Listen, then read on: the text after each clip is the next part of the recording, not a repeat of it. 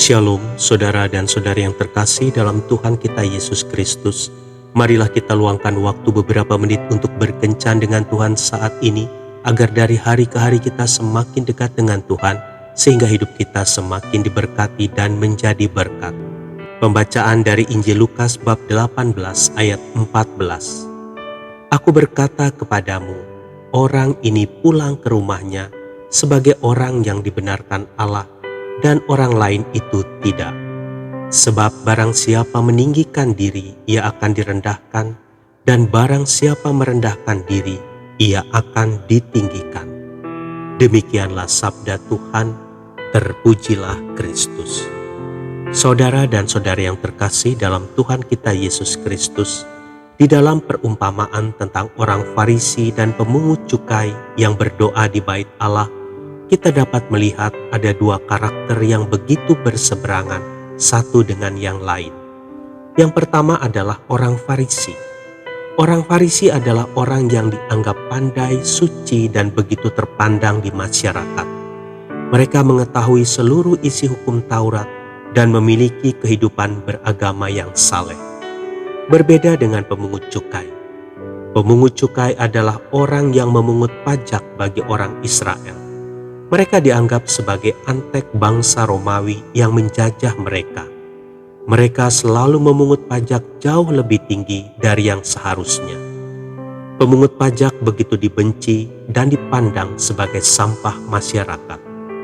Saudara dan saudari yang terkasih dalam Tuhan kita Yesus Kristus, keadaan yang tampak luar itu ternyata tidak menjamin karakter mereka yang sesungguhnya.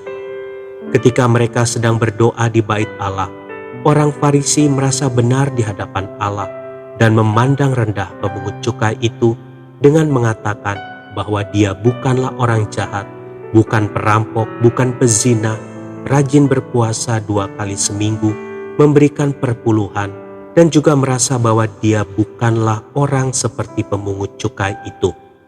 Sedangkan pemungut cukai itu duduk di belakang dan mengatakan, "Ya Allah, kasihanilah aku orang berdosa ini."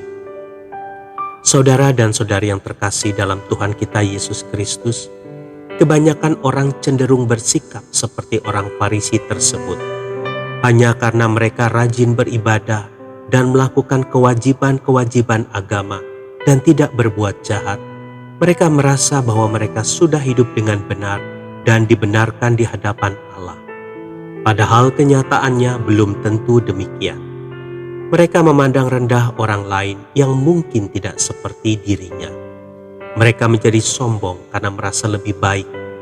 Padahal tanpa mereka sadari, cepat atau lambat, sikap sombong itulah yang membuat mereka jatuh.